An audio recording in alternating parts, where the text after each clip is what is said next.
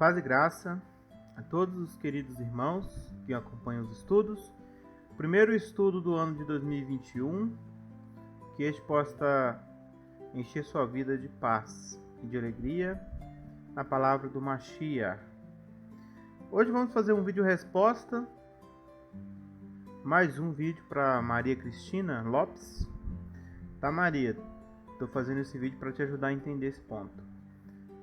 Gostaria muito que você entendesse completamente o assunto. Devagarzinho a gente vai chegando lá.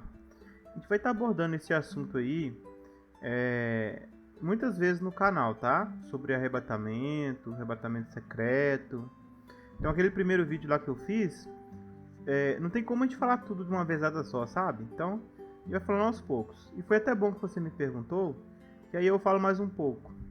E aí a gente vai tendo mais e mais informações até você ficar bem esclarecida sobre o assunto. Não só você, mas todos os irmãos que assistem. Porque de fato, o ensinamento do arrebatamento secreto é um ensinamento muito comum aqui no Brasil, no meio evangélico, né? Principalmente nas igrejas pentecostais.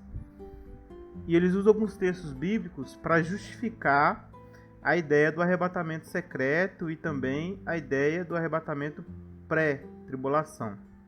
No último vídeo nós já falamos sobre o fato de Jesus ter dito que a tribulação ela termina e depois tem um arrebatamento, né? Então não vou entrar nesse vídeo sobre este assunto. Nós vamos analisar o texto de Apocalipse 3:10, contexto, e outros textos, para a gente entender direitinho o que Jesus e Yeshua estavam falando ali. A pergunta da irmã Maria Cristina Lopes é a seguinte: olá, boa noite. Tô bem aqui, ó.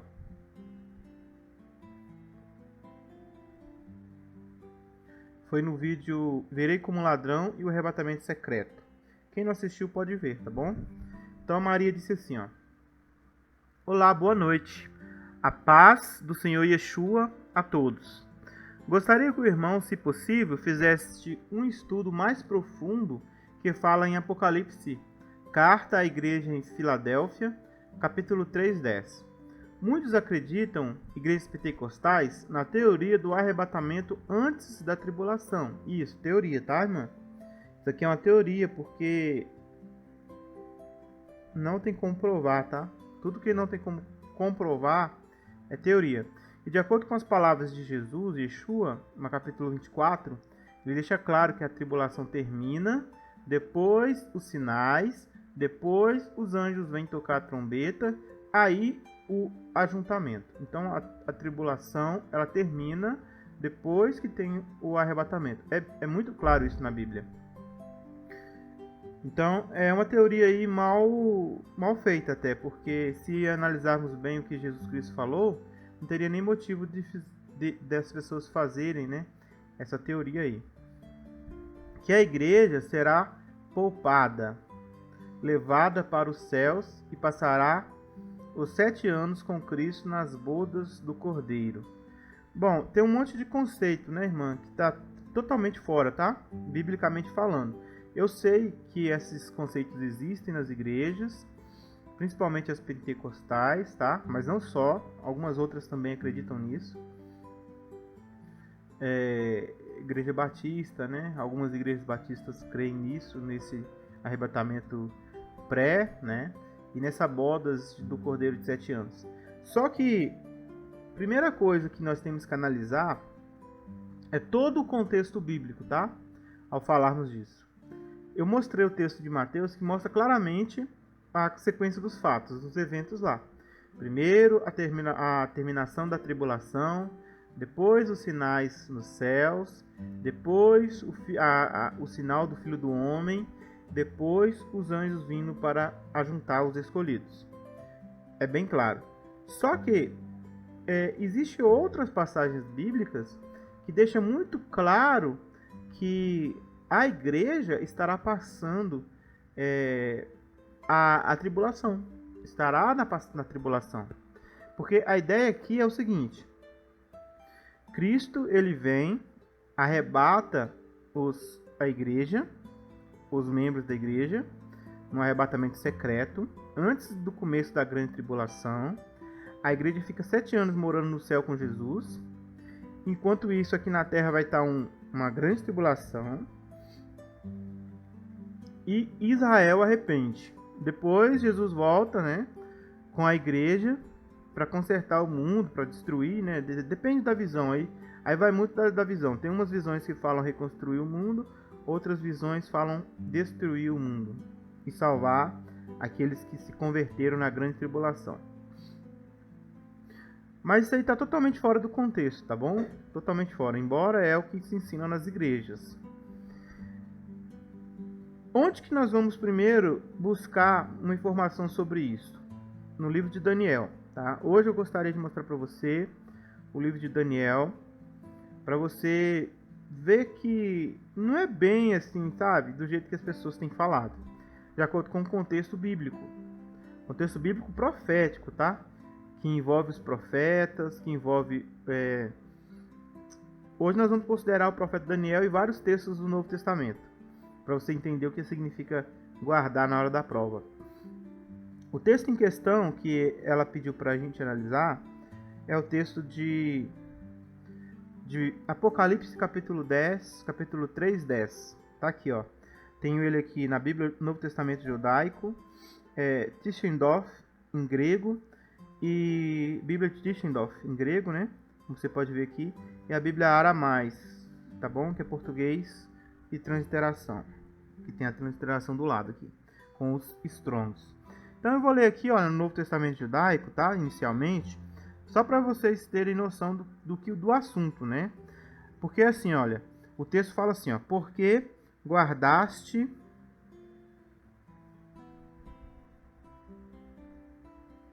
a palavra da minha perseverança, também eu guardarei da provação que há de vir sobre toda a terra habitada. Então, de acordo com esse texto aqui, ó, para pôr à prova os que habitam sobre a terra. Por causa desse texto, foi formulado uma teoria de que a igreja não passaria pela grande tribulação. Porque, como vocês estão vendo aqui, Jesus está falando, né? Porque guardaste a minha perseverança, eu os guardarei da prova que há de vir sobre toda a terra habitada. Sim, é uma referência à tribulação, tá bom? É uma referência à tribulação, sim. A prova que vai vir sobre toda a terra habitada refere-se à tribulação. Só que esse texto aqui, ele é um pouco mais amplo, tá? Ele não é só a tribulação. A gente tem que lembrar, como a irmã mesmo mencionou, que essa carta, ela foi dirigida a uma igreja do passado. Vamos ver. Aqui, ó. Ao anjo da Kehilá em hebraico é congregação, tá? Igreja, coisa assim. Ao anjo da Kehilá em Filadélfia, escreve. Então, essa carta, esse pedacinho de carta, foi escrito aos de Filadélfia. Vamos ver o contexto aqui. Isto diz o que é Kadosh, o que é santo, o que é verdadeiro, o que tem a chave de Davi, o que abre ninguém fecha, e que fecha ninguém abre. Aqui está falando de Jesus, tá? Yeshua. Yeshua se apresentando à congregação em Filadélfia. E isso diz o que é Kadosh. Então, Mashiach santo. Santo Mashiach. É verdadeiro, né? Eu sou a verdade. Ele falou, eu sou a verdade. E aqui ele traz uma informação interessante. Ele tem a chave de Davi. Um dia eu vou fazer um estudo sobre isso, tá? Sobre a chave de Davi. O que significa a chave de Davi? Bom, essa chave possibilita Mashiach fechar e abrir, e ninguém pode abrir o que ele fecha, nem fechar o que ele abre. Isso aqui denota a autoridade que o pai, Yod-He-Vav-He, Abba, né, pai, deu ao filho. Autoridade total sobre qualquer assunto aqui na terra, relacionado ao mundo. Então tudo que Mashiach decidir fazer aqui no mundo, o pai assina embaixo, tá bom? Aí Mashiach fala assim, ó, conheço as tuas obras.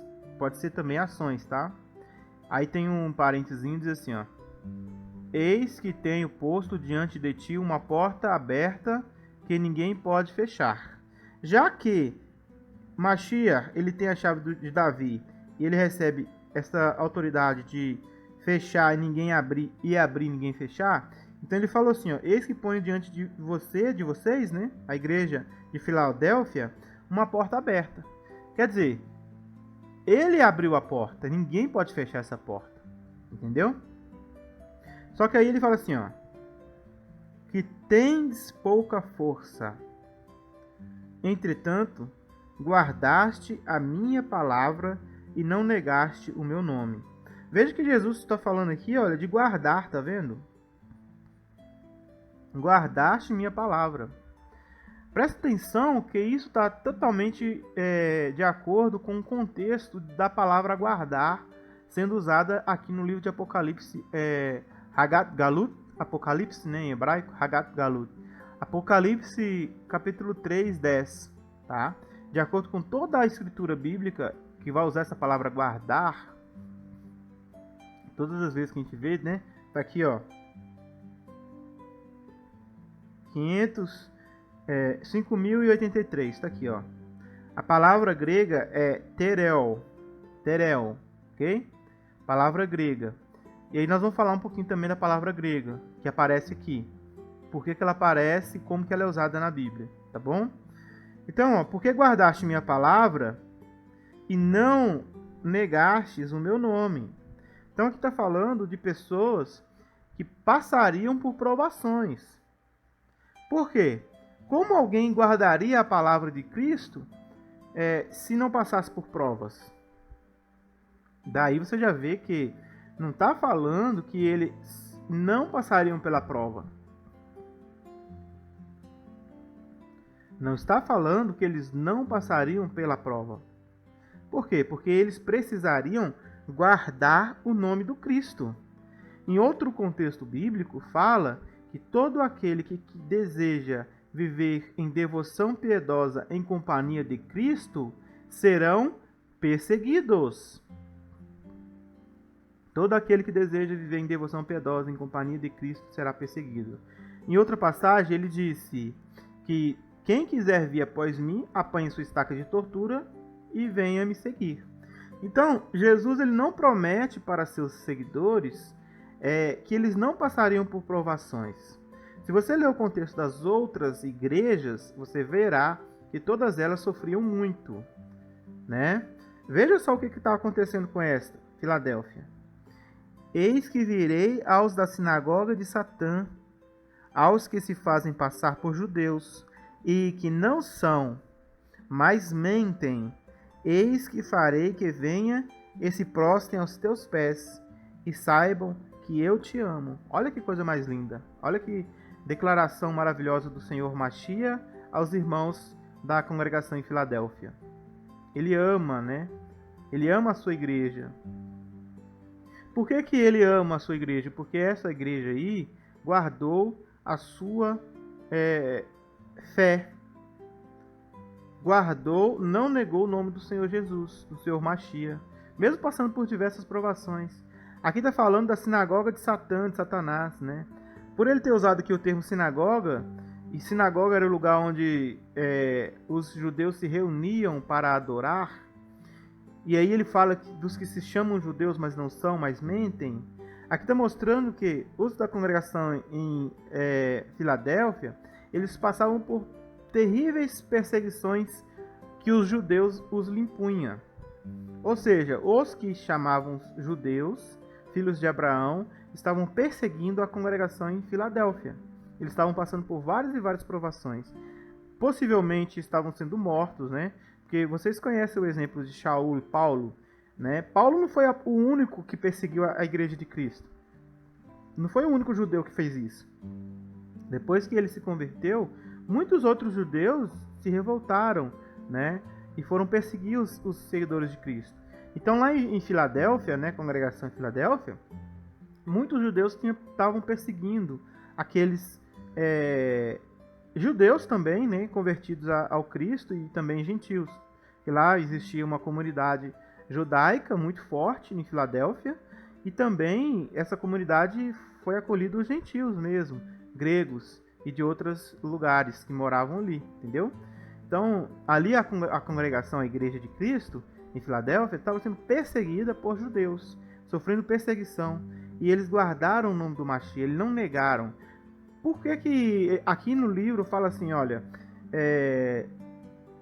não guardastes a minha palavra, e não negaste meu nome. Às vezes você fica assim, né? A gente lê assim, a gente não entende muito bem o que acontecia, mas o contexto é o seguinte, histórico, tá? Depois eu posso trazer fontes. Na época, quando a perseguição aumentou muito, tanto em Jerusalém quanto todo o Império Romano, com relação a cristãos, os cristãos eram incentivados a negar o nome de Cristo. O que significava isso? Falar que não acreditava nesse homem. Muitas vezes ameaçados de morte, com a faca no pescoço. Se confessasse o nome do Senhor Jesus, perdia o pescoço, perdia a cabeça. Então, era muita provação, irmãos. Era muita provação. Você falar o nome de Jesus, de Yeshua, era Yesu, né, em grego, era uma sentença de morte declarada. Porque os judeus estavam malucos contra os cristãos. Eles não queriam saber se eram judeus também. Se a pessoa professasse o nome do Machia, eles iam lá e matavam, espancavam, tiravam das suas casas, faziam atrocidades, né, com essas pessoas. Então eles estavam passando por provas. Por isso que Jesus fala essas coisas. Só que Jesus Cristo garantiu o seu amor a eles. Agora vamos ver o texto de novo. Portanto, guardastes a palavra. Olha de novo aqui Jesus falando, de novo, guardaste. Guardaste a palavra da minha perseverança. Guardaste a palavra da minha perseverança. Eu quero que você preste bem atenção nessa expressão. Guardaste a palavra da minha perseverança. Ok? Presta atenção. Eu vou fazer aqui, ó, te mostrar aqui.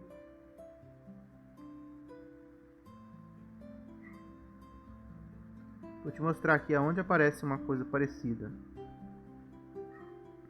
Apocalipse 13. Aí você vai entender o contexto que eu vou trazer de Daniel, tá?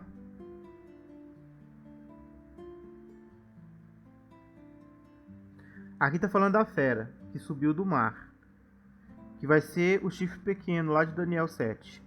Então eu vi uma das suas cabeças como golpeada de morte, mas a ferida mortal foi curada.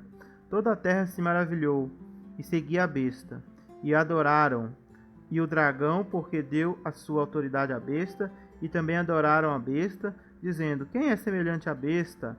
Quem pode pelejar contra ela? Foi-lhe dada uma boca que...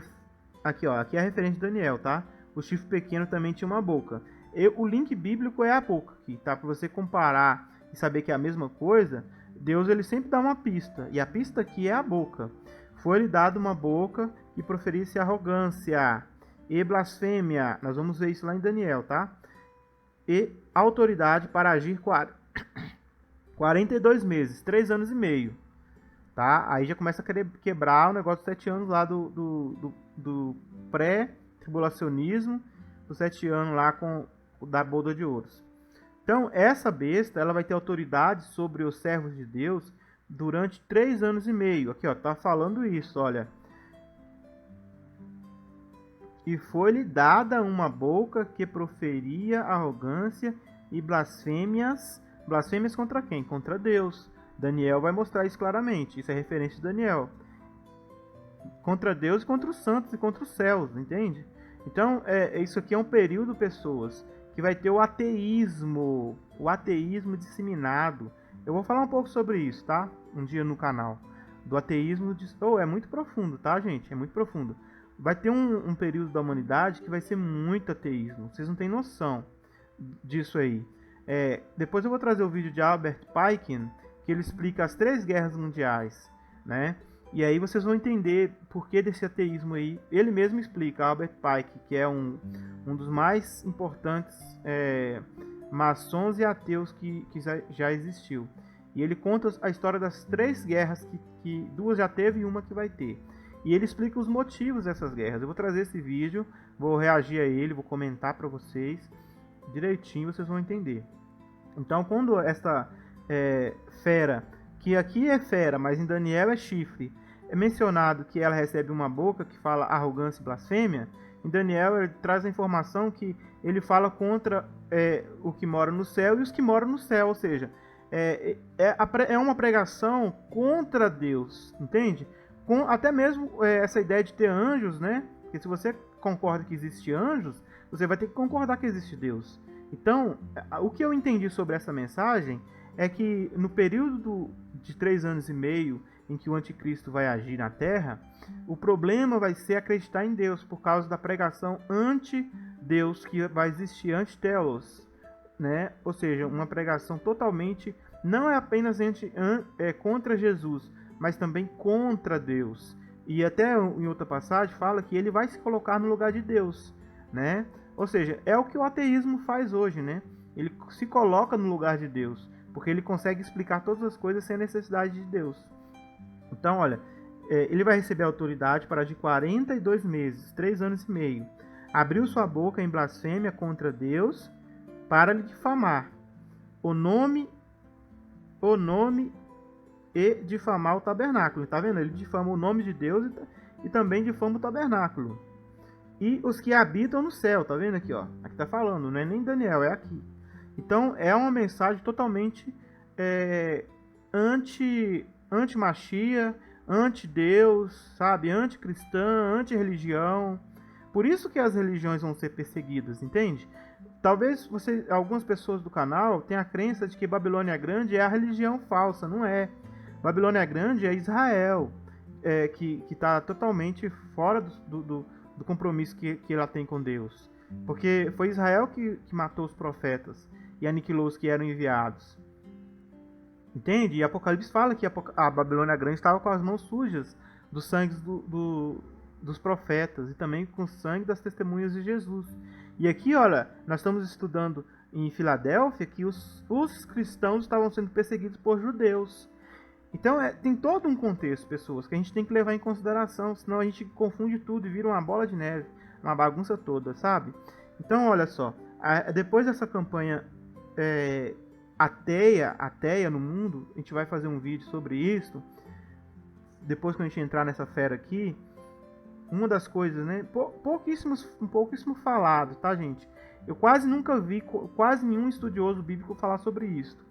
Eu percebi isso estudando a Bíblia e vou trazer este assunto para até despertar os irmãos, tá?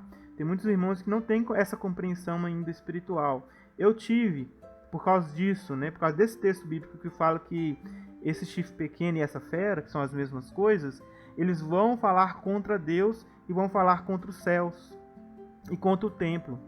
Isso nada mais é, pessoas, do que uma campanha que vai existir na Terra. E eu tive a sacada quando eu assisti o vídeo de Albert Pike, né, que ele fala exatamente sobre isso, sobre disseminação que vai existir do ateísmo na Terra. A humanidade vai ter que provar tanto da religião quanto do ateísmo para ficar preparado para o puro governo do Satã. Lá no vídeo do Albert Pike fala isso. Então, nós vamos lá. E olha só, foi-lhe dado também que pelejasse contra os santos e os vencesse. Deu-lhe ainda autoridade sobre cada tribo, povo, língua e nação. Aqui nós estamos falando de um governo único. Alguém vai governar o mundo todo. Aqui está falando, governo único. Será que, gente, não tem nada a ver com a nova ordem mundial? Um novo governo, um governo único? Por que você acha que existe uma campanha tão forte de ateísmo hoje nas escolas, né? Hoje, para vocês terem ideia, né, a China tem governado o mundo, uma parte do mundo economicamente falando, né? Tem essa briga com os Estados Unidos e é um país totalmente ateu, né? O país também do Kim Jong-un lá também é um país ateu. Então esse ateísmo ele vai se espalhar, pessoas. Não é à toa que falar o nome de Jesus vai ser um problema. Troca de valores. Estamos trocando os valores cristãos por valores ateus. Eles falam, né, da direita e da esquerda, que a esquerda ela quer acabar com valores cristãos. E de certa forma, sim, tá, gente? De certa forma, alguns valores já estão sendo quebrados para a implantação do novo governo que está por vir. Porque essa fera, esse chifre, ele recebe autoridade sobre cada tribo, povo, língua e nação, e adorá-lo-ão todos os que habitam sobre a terra, aqueles cujo nome não foram escritos no livro da vida do Cordeiro, que foi morto desde a fundação do mundo. Agora preste atenção nisso aqui, ó. Se alguém tem ouvidos, ouça. Se alguém leva para cativeiro vai. Se alguém matar, a espada é necessário. Necessário é que seja morto a espada. Aqui está a perseverança e a fidelidade dos santos. Olha aqui, gente, que coisa fantástica. Aqui está a perseverança e a fidelidade dos santos. Aonde que está a perseverança e a fidelidade dos santos? Na hora da prova. Olha aqui, olha. Se alguém leva para cativeiro vai. O que está falando aqui? Alguns de nós, queridos irmãos, alguns de nós que somos da igreja do Senhor Machia, estamos destinados a ir ao cativeiro. Significa que alguns de nós seremos presos por proferirmos o nome de Machia. Só que não para por aí. Se alguém leva ao cativeiro, para o cativeiro vai. Em outra versão fala, se alguém estiver destinado ao cativeiro, irá ao cativeiro. Se alguém matar a espada, necessário é que seja morto a espada. Então, alguns de nós também, em outras versões fala que se alguém levar a espada também será levado, né? Mas aqui é um trocadilho de palavras que querendo dizer pra gente assim, ó, porque aqui ele fez referência a Daniel.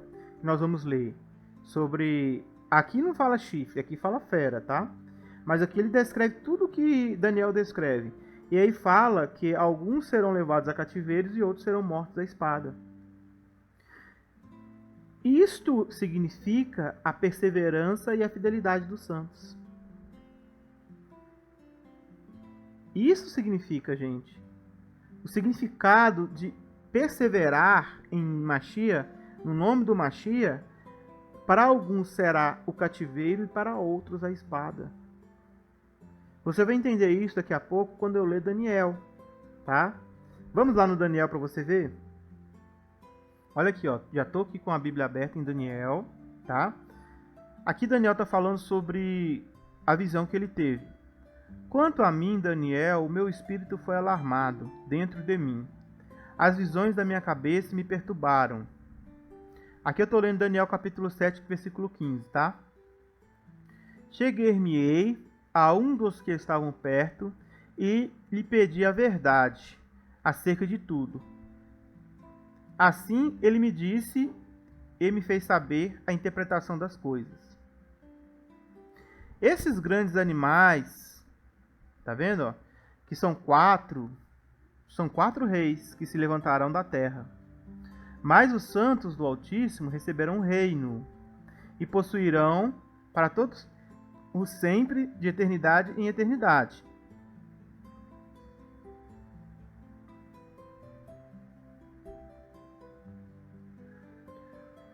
Então aqui está falando dos quatro reinos, né? Você está vendo. Vamos só...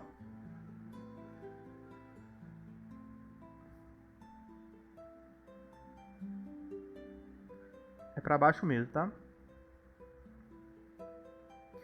Então tive o desejo de conhecer a verdade a respeito do quarto animal, que era diferente de todos os outros. Muito terrível. Terrível. O anticristo vai ser terrível. Cujos dentes eram de ferro, cujas unhas eram de bronze, que devorava, fazia em pedaços e pisava aos pés. o que sobrepujava. Guarde essa informação. E também a respeito dos 10 chifres que tinha na cabeça e do outro que subiu diante da qual caíram 3, daquele chifre que tinha olhos e uma boca que falava com insolência. Lembra que o texto de Apocalipse que estávamos lendo? Vamos lá. Aqui não está falando da besta que tem 10 chifres também. É uma coisa, gente. Aqui. A boca aqui. Arrogância, insolência, né? Olha aqui, uma boca que falava com tá falando a mesma coisa, tá? Daniel 7 e Apocalipse 13 é a mesma coisa, de uma forma diferente. Parecia mais robusto do que os seus companheiros. Esse aqui é o chifre, tá? O chifre que sai da cabeça e quebra 3. Eu olhava e eis que este chifre fazia o quê? Guerra contra os santos e prevalecia contra eles. Onde você leu isso? Onde nós lemos isso? Ganhou autoridade por 42 meses, falou blasfêmia contra Deus, o tabernáculo dos céus, também pelejava contra os santos e os vencia. Tá vendo o paralelo? Tá vendo que é a mesma coisa? Quando que é isso? Na grande tribulação. Haverá santos na grande tribulação sofrendo ataques desse chifre pequeno. Continua. Até que veio o antigo de dias e fez justiça aos santos do Altíssimo. E veio o tempo em que os santos possuíram o reino. Os santos, gente, eles recebem o reino quando? No arrebatamento. Olha como é que a história é mal contada dessas igrejas aí, olha. Quando o ancião de dias faz justiça aos santos do Altíssimo, quando Jesus ele faz justiça aos santos do Pai, aí vem o tempo em que os santos possuíram o reino. Quando Jesus Cristo chega e ele se encontra com a igreja, o que ele faz? Ele glorifica a igreja. Só que antes disso acontecer, a igreja vai estar passando por provações. Fazia guerra contra os santos e prevalecia sobre eles.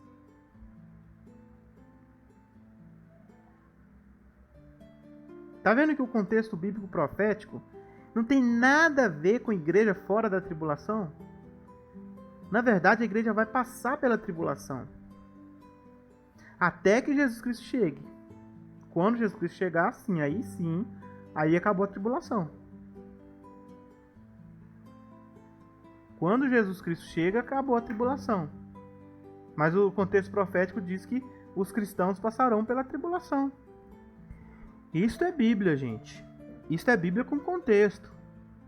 Não é pegar uma passagem bíblica isolada e criar uma teoria, uma crença e sair ensinando por aí, como essas pessoas fizeram aí das igrejas que creem nisso. Temos que entender todo um contexto. Os santos do Santíssimo, eles vão estar passando pela tribulação. Eles vão estar sendo pisados pelo chifre pequeno. Apocalipse fala isso e Daniel fala isso. É tirar totalmente do contexto, né? Tá vendo? Vamos continuar aqui, ó.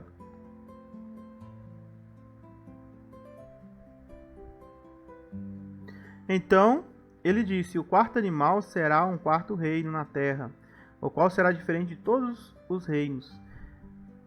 Um dia eu vou explicar sobre isso, tá? Um dia eu vou explicar sobre isso aí. Proferirá palavras contra o Altíssimo e magoará os santos.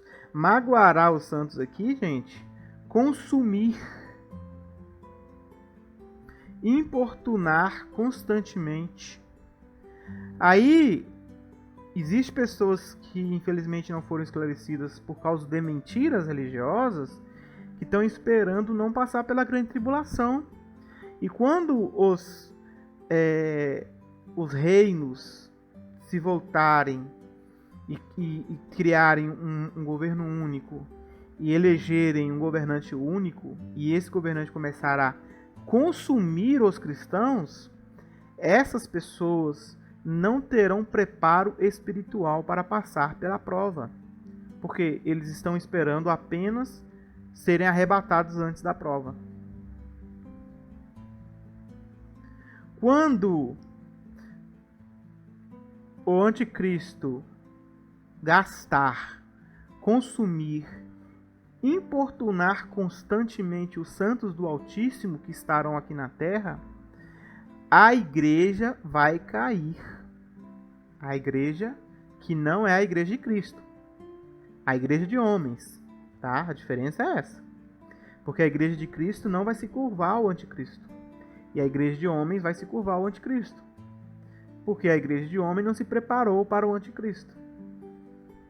Ficaram iludidos com uma promessa falsa que Jesus Cristo nunca falou, que nós não passaríamos pela tribulação. Seria fácil, né? Você ganhar o galardão de vida incorruptível como Jesus, se tiver tudo de mão beijada. Tudo de mão beijada, né? A igreja vai ser arrebatada antes da tribulação, entendeu?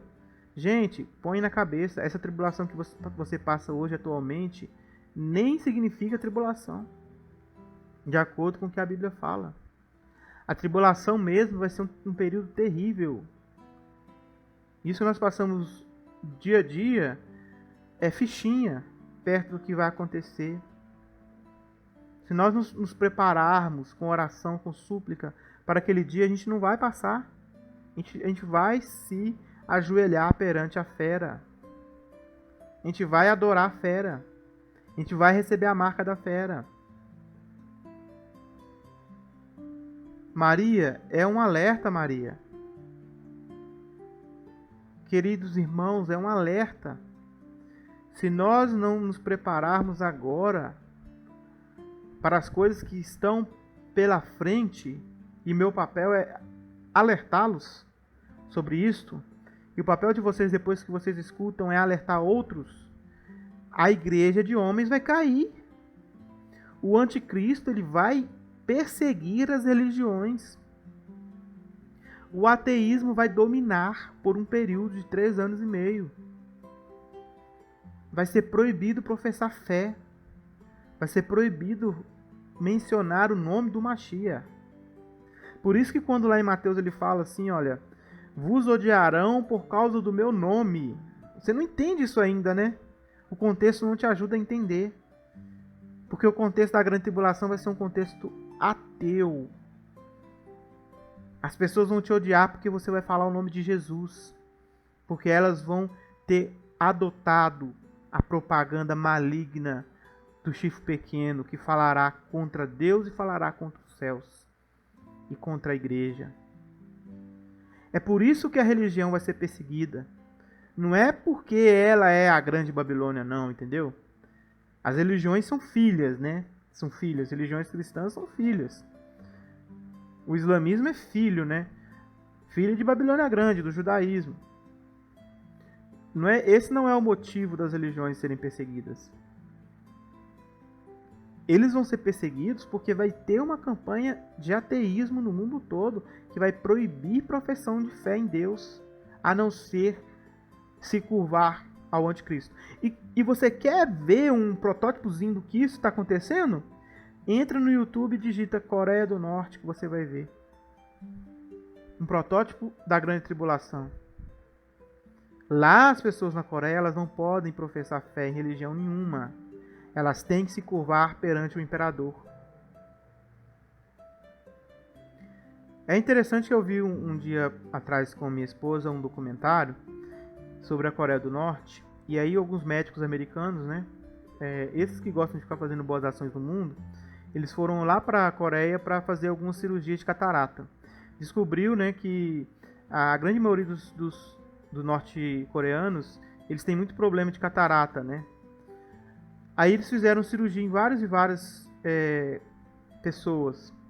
E logo depois, a primeira coisa que as pessoas viam, né, quando elas recebiam a visão novamente, era uma foto estampada gigantesca do vô, do filho e do neto, dos três, se eu não me engano, dos três grandes líderes, né, da Coreia. E o que acontece? Em vez de eles, né, agradecerem a Deus, né, agradecerem aos médicos por terem feito aquilo, eles agradeceram ao imperador. Aquilo ali, gente, é um protótipo do que vai ser. É um protótipo do que o anticristo vai fazer no mundo. Aquilo ali está sendo feito em escala pequena, no país só. Aquilo ali vai se tornar no mundo todo. Aí você fala assim, mas isso não vai acontecer. É o que a Bíblia está falando, entendeu? Mas a Bíblia não fala isso. Claramente não fala. Está nas entrelinhas.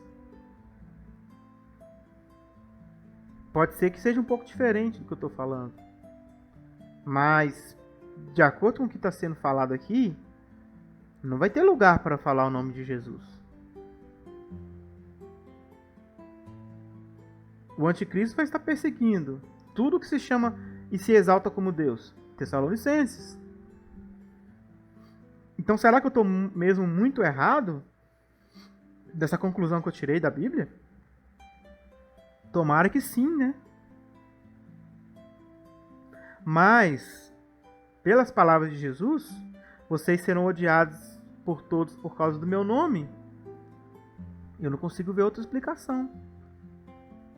E para isso acontecer, o mundo todo tem que estar imerso num grande processo de ateísmo que vai perseguir todos aqueles que professam fé em alguma coisa, que não seja o sistema. Tá vendo, olha? Proferirá palavras contra o Altíssimo, magoará os santos do Altíssimo. Magoará, importunar constantemente. É o que está falando, irmãos.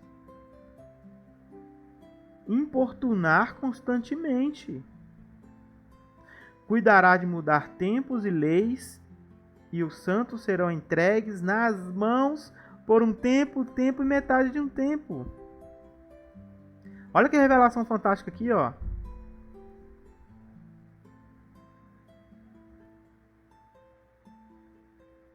Os santos serão entregues nas mãos, ou nas suas mãos, de quem? Do chifre pequeno, do anticristo.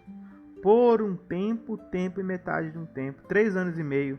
Aí eu te pergunto aí, como que isso se alinha com os santos irem para o céu para ficar 7 anos com Jesus? Como que essa informação bíblica se alinha com esses 7 anos de bodas de felicidade no céu com Jesus? Entende como é que os conceitos são totalmente fora do que os profetas falam? Por isso que quando a gente estuda qualquer assunto bíblico, a gente tem que levar em consideração o ponto de vista profético, dos profetas do Velho Testamento. Porque senão a gente não consegue entender. Essa informação não tem em nenhum outro lugar de forma tão clara. Aqui em Apocalipse fala que os santos serão sobrepujados, mas aqui fala que eles serão entregues na mão do anticristo por um tempo, 2 tempos e metade de um tempo, 3 anos e meio. E aqui a gente recebe a informação que ele recebeu autoridade sobre os santos. E aqui a gente vê que os santos foram entregues na mão dele, né?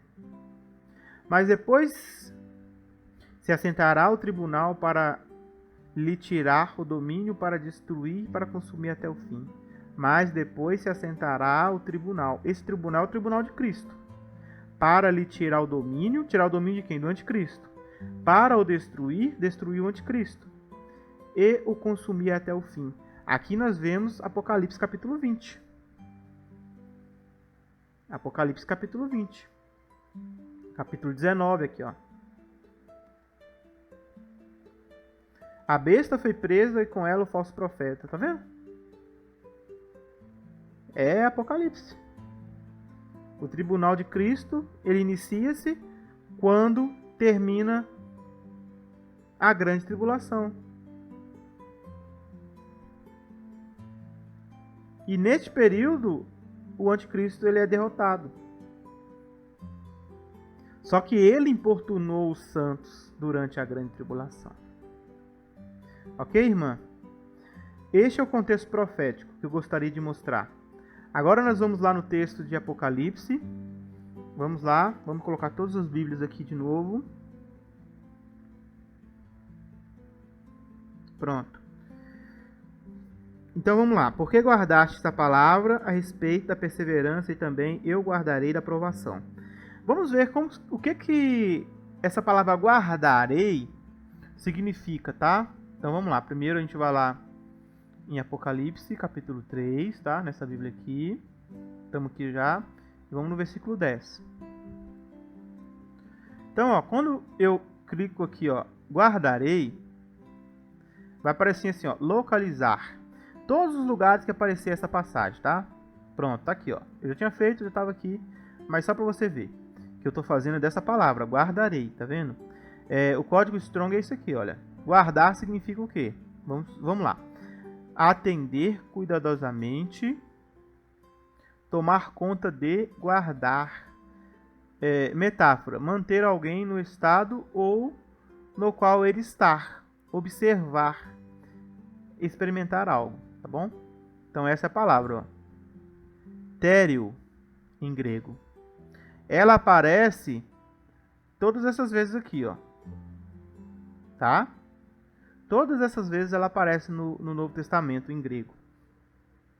E aí, não vou mostrar todos, porque senão o vídeo vai ficar muito cansativo. Eu separei algumas passagens aqui que a gente vai analisar para você entender o sentido desse eu te guardarei, tá bom? Primeiro que nós vamos ver é João 17, aqui ó. Tá vendo? Aqui tudo tem guardarei, mas aí eu vou lá em João 17 para você entender o que significa. João 17:11, vou clicar nele, ó. Cliquei, apareceu aqui, ó. Aí diz assim, ó: já não estou no mundo. Quem? Jesus. Mas eles continuam no mundo. Ao passo que eu vou para junto de ti, Pai Santo, guarda-os em teu nome, que me deste, para que eles sejam um assim como nós. Aqui já mostra pra gente qual é o sentido dessa expressão aqui que você está vendo. Que Jesus guardaria na hora da prova. Porque guardaste a palavra a respeito da perseverança. Essa perseverança você vai ver que está relacionado àquilo que eu li lá em Apocalipse capítulo 13. Aquele que vai à espada, vai à espada. Aquele que vai ao cativeiro, vai ao cativeiro. Essa é a perseverança dos santos. A minha perseverança, a perseverança do Cristo, é passar por provação, passar por provas. Então, quem guarda a provação, ou seja, é fiel durante a prova, Jesus também guardará, né, na hora da tribulação. Agora, esse guardará aqui, vamos entender o sentido dele, tá? Guardarei da provação que há de vir sobre a terra habitada.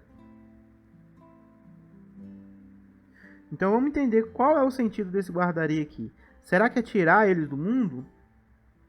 Porque para os que creem no pré-tribulacionismo, é isso. A igreja vai ser arrebatada para não ver a tribulação. Mas não é o que o contexto bíblico fala. E aí você vai entender o porquê. Olha aqui, ó. Jesus falou que já não estava no mundo. Praticamente ele já não estava, que ele iria morrer, ia ressuscitar, iria voltar para o Pai. Então ele não estava mais com os discípulos, ensinando, instruindo, né? Como ele fazia antes. Ele já estava praticamente indo para o céu, né? Mas eles continuam no mundo. Olha aqui. Eles continuam no mundo. Então, quer dizer, eles continuariam passando por provas. Jesus pediu para que eles fossem tirados do mundo? Não. Eles continuam. Eles não seriam tirados do mundo. Eles continuariam no mundo. Ao passo que eu vou para junto de ti. Ou seja, Jesus ia para o céu. Os discípulos continuariam na terra. Pai Santo, guarda-os. É a mesma palavra lá, ó. Tério. Guarda em teu nome. Então, os discípulos seriam guardados em nome do Pai, sem necessidade de serem tirados do mundo.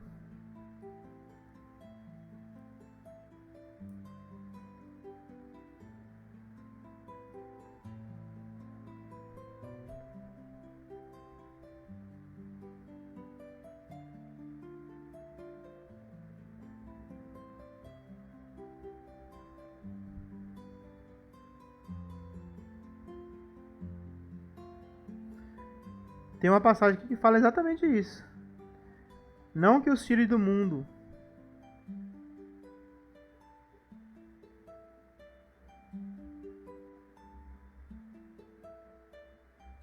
Vamos ver se a gente acha aqui. 17, talvez?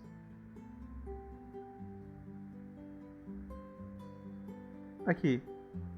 Não peço que os tires do mundo, e sim que os guarde do mal. Aqui. Guarde do mal. Esse é o texto. Essa é a referência de Jesus Cristo aqui, ó. Guardarei no dia da prova não significa que vai tirar eles do mundo. Só que não vai deixar que nada de mal permanentemente aconteça com eles. Entendeu? Às vezes a pessoa vai até passar pela morte, mas a promessa é que quem morre em Cristo já vive. Quem morre em Cristo já vive. Esse mal aqui não é o mal de sofrer, de ser morto, de ser perseguido, não. Esse mal aqui é se desviar da verdade. Esse mal aqui que você está vendo, ó,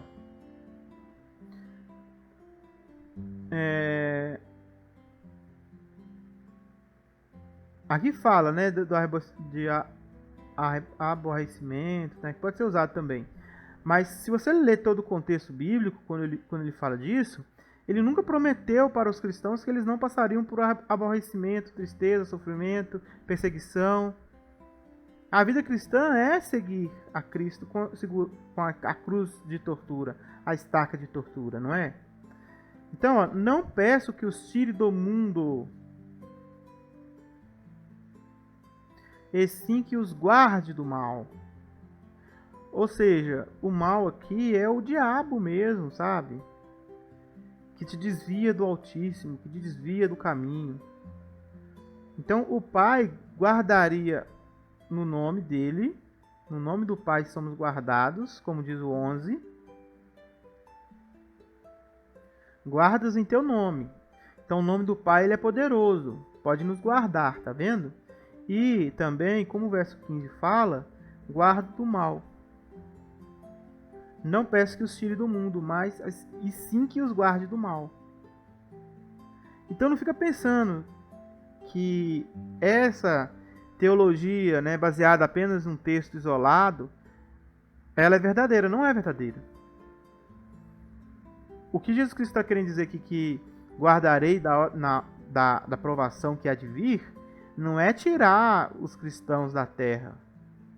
É guardá-los em espírito, para que eles possam guardar a fé, guardarem a razão cristã, guardarem as suas roupas, guardarem a sua identidade de cristã, guardarem a sua lealdade ao Pai, guardarem a sua lealdade ao Filho, guardarem as suas vidas escondidas no Mashiach. Vamos ver isso, vamos ver.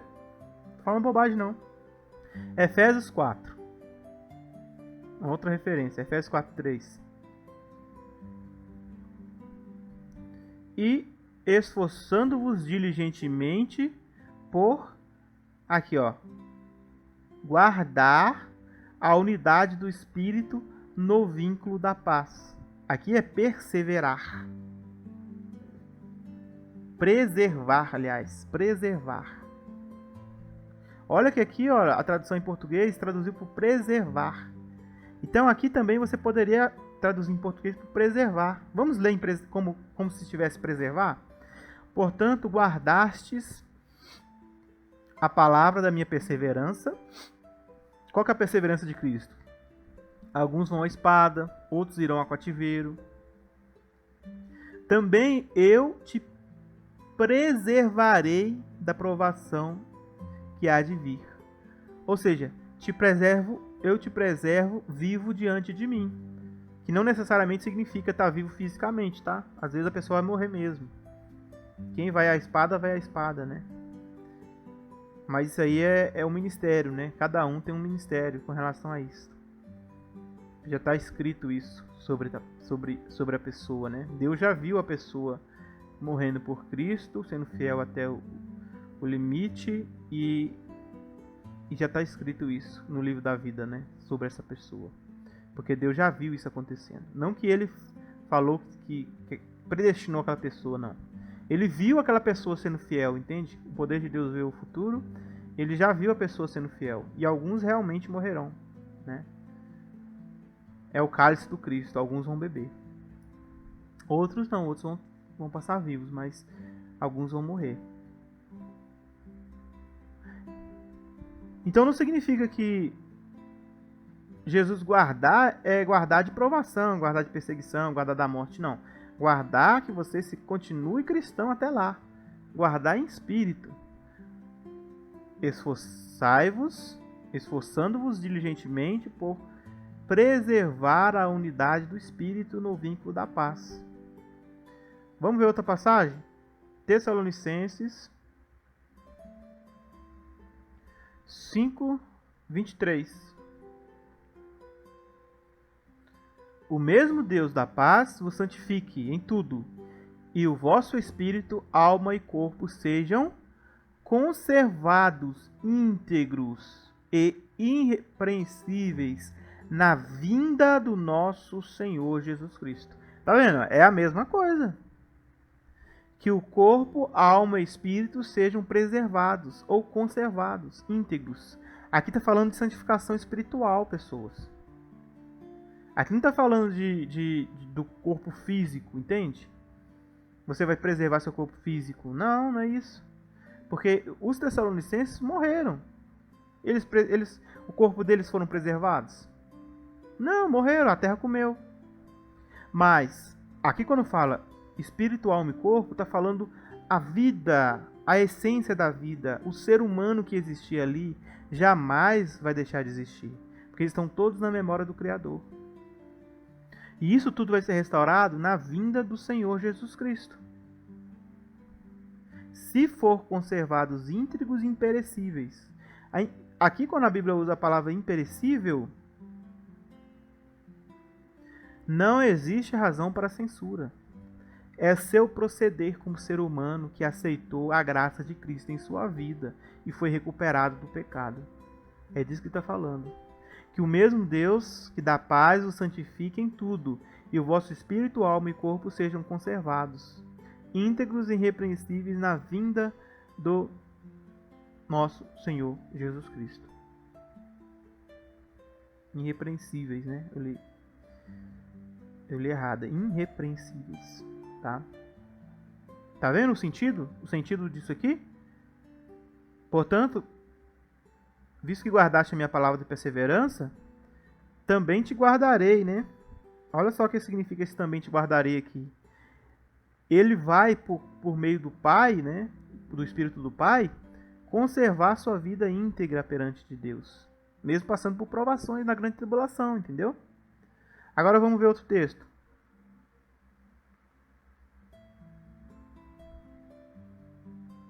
Segundo Timóteo 4:7. 2 Timóteo 4:7. Combatei o bom combate, completai a carreira, guardai a fé. É a mesma palavra. Tereo. Tá vendo? Tereo. A mesma palavra grega que está aqui. Guardar a fé. Quer dizer, completar a carreira é guardar a fé. É ser guardado no nome de Deus. É ser guardado do mal. O mal aqui é o mal que te desencaminha, que te tira do caminho do Pai. É nesse sentido que está falando que Jesus vai guardar na hora da provação. Não é guardar de tirar do mundo, de levar para outro lugar. É te preservar mesmo passando por todos os tipos de problemas, você vai ser fiel. Vamos lá. Olha aqui, ó. A religião pura e sem mácula para com o nosso Deus e Pai é esta: visitar os órfãos e as viúvas nas suas tribulações, e a si mesmo guardar-se de quê? Incontaminado do mundo. Tá vendo? É isso que está sendo guardado. Guardar-se incontaminado do mundo, não se contaminar com o mal, com o mundo. E esse contexto todo de Daniel que eu quis mostrar para vocês, irmãs e irmãos, é que no período da provação, da grande tribulação, por 3 anos e meio, o anticristo vai estar pisando os cristãos, vai estar maltratando os cristãos, e nós vamos precisar ser guardados na fé para que nós não nos contaminemos com a marca da besta. Entendeu agora? É nesse sentido que Cristo vai estar guardando os que perseveraram, que guardaram a sua perseverança. Por quê? Porque eles não vão receber a marca da besta. A marca da besta polui a alma, polui o ser. E quem recebe essa marca não tem seu nome escrito no livro da vida. Por isso que você precisa ser guardado. Você precisa ser guardado para você não receber essa marca. Você entendeu agora, irmã? Não tem nada que ver com arrebatamento isso. Na verdade, nós vamos ser arrebatados no final, quando recebermos a recompensa, quando Cristo chegar, depois de termos mostrado perseverança, a obra que Ele nos apresentou, ter tomado do cálice. Tem que tomar do cálice para fazer parte do reino, irmã. Tem que tomar. Às vezes o cálice é a morte, às vezes o cálice é prisão, às vezes o cálice é perder a família toda, ninguém querer olhar na sua cara. Ninguém querer conversar com você porque você optou pelo nome do Senhor Jesus. A seguir religião, a seguir crenças humanas, a seguir homens. É o cálice. Tem que tomar do cálice. Se você quer ter parte no reino do Mashiach, tem que tomar do cálice. Jesus não veio prometer boa vida para ninguém. A boa vida é só quando chegar. Só quando Ele chegar que Ele vai dar boa vida. Enquanto Ele não chega é provação, é dificuldade, é estaca de tortura. Se você não está preparada para isso, se prepare. Não tem vida boa agora para ninguém. A vida boa é quando Cristo chega. Vamos lá agora. 1 de João 5. 1 de João 5. São muitos, né? Eu tive que escolher alguns. 5,18. Sabemos que todo aquele que é nascido de Deus não vive em pecado, antes aquele que nasceu de Deus o guarda, e o maligno não o toca. Tá vendo aqui? Quem é nascido de Deus, aquele que nasce de Deus, Deus o guarda, e o maligno não o toca. Então, ser guardado na hora da prova é para o maligno não tocar na gente, irmã. O maligno, ele quer tocar na gente, mas não é só pisar na gente, matar a gente e prender a gente. Ele quer macular nosso ser, quer macular nossa alma, quer macular nosso espírito, quer que a gente repudie o sangue do Senhor Jesus que foi derramado por nós, quer mudar nosso caráter. Por que você acha, irmã, que hoje os meios de comunicação, irmãos, que os meios de comunicação hoje têm apelado para homossexualismo, para dissolução da família, para aprovação de aborto, para coisas desse tipo? O maligno, ele quer te censurar. O maligno quer tocar em você. Ele quer que você perca a sua essência cristã. Ele quer que você perca a sua aparência de Deus. Fomos feitos à imagem de Deus, temos que nos comportar como tal. Ele veio para perverter tudo. Roubar, matar e destruir. E perverter. Só que quem nasceu de Deus não pode ser tocado pelo maligno. Ele pode nos matar, ele pode nos prender, pode nos ameaçar, mas o nosso caráter, quem professamos que seguimos, ele jamais pode tocar. Mas você precisa nascer de novo. Como falou aí. Quer nascer de novo, irmã? Tem que se ajoelhar nos pés do Cristo para nascer de novo. Tem que passar pelas águas, tem que passar pelo Espírito. Outro dia a gente fala sobre isso. Vamos continuar. Tem mais texto. Judas 1:1. Judas 1:1. Judas, servo de Cristo Jesus Cristo, e irmão de Tiago, aos chamados, amados em Deus o Pai e guardados em Cristo. E guardados em Cristo. Irmã, pega esse vídeo e compartilhe com os irmãos que acreditam nessas coisas. Eles precisam ouvir essas palavras. Se você, qualquer um dos meus ouvintes que estão ouvindo agora, você conhece alguém que acredita nisso, arrebatamento, pré-arrebatamento, vai ser escondido de tribulação. Esses irmãos precisam acordar em Cristo. Eles estão dormindo num ensinamento falso, ensinamento humano. Quer ser guardado em Cristo? Tu vai passar por provação, meu querido. Não significa que você está guardado em Cristo que você não vai ser provado. A fé é provada com fogo. Jesus Cristo falou assim no Sermão da Montanha, no capítulo 7. Todo aquele que construir sobre a rocha, vai vir a chuva, vai a inundação, e a casa vai ficar firme, estabelecida. Mas quem construiu na areia, a casa vai desmoronar. E ele falou assim, ó, as palavras que eu falo são rocha. Quem cumpre as minhas palavras está construindo na rocha. Tem gente que está construindo sobre alicerces humanos.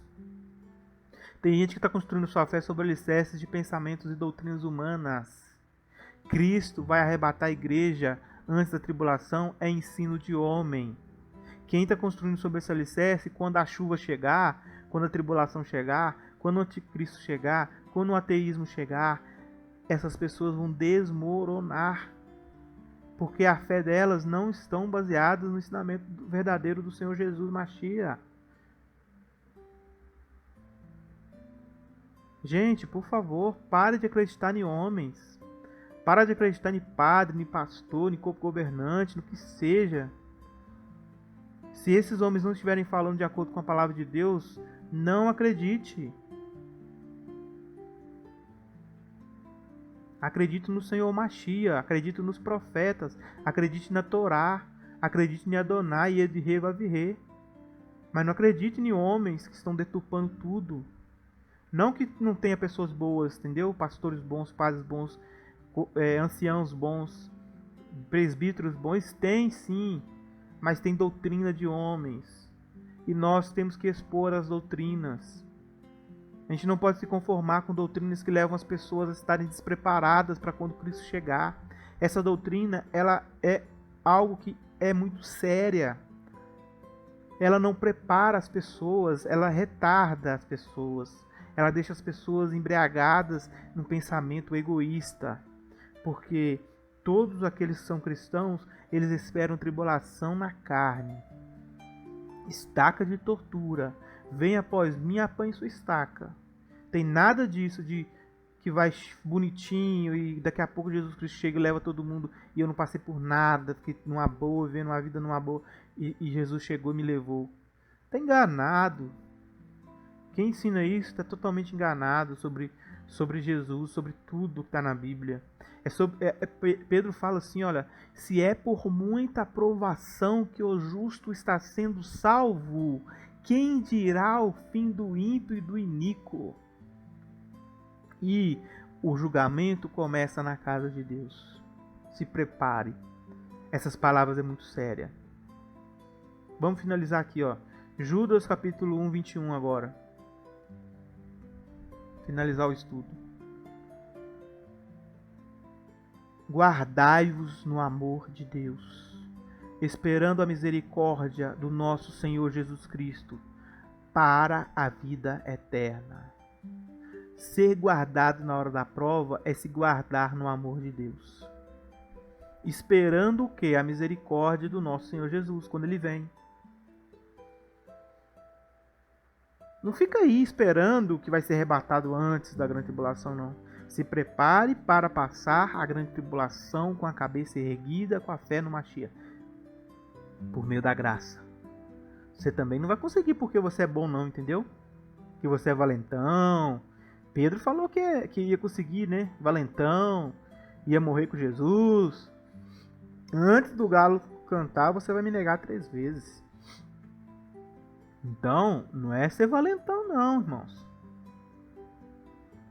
Não é porque nós somos bons que nós vamos conseguir perseverar, não. Nós vamos guardar-nos no amor de Deus, esperando a misericórdia e a graça do Senhor Jesus para a nossa vida, tá bom? Espero que este estudo seja uma bênção na sua vida, o primeiro do ano. compartilhe com todos os irmãos que acreditam na crença do pré-tribulacionismo. Daniel não mentiu, irmãos. Daniel é um profeta sério. Ele disse que nós passaremos por provação. O apóstolo João não mentiu, irmãos. E o Hanã era um apóstolo sério. Ele disse que nós passaríamos pela tribulação. E mais importante, Jesus não está se contradizendo, irmãos. Te guardar na hora da prova não significa tirar. Vocês viram. É preservar a alma, a mente e o espírito. E isso sim ele fará. Ele disse: estarei convosco todos os dias, até a terminação do mundo. Estarei com vocês significa Cristo morar em nosso ser. Não deixar que nosso ser seja corrompido pelo maligno. Não vamos receber a marca. Vamos perseverar. Que a graça e a paz seja com cada um de vocês.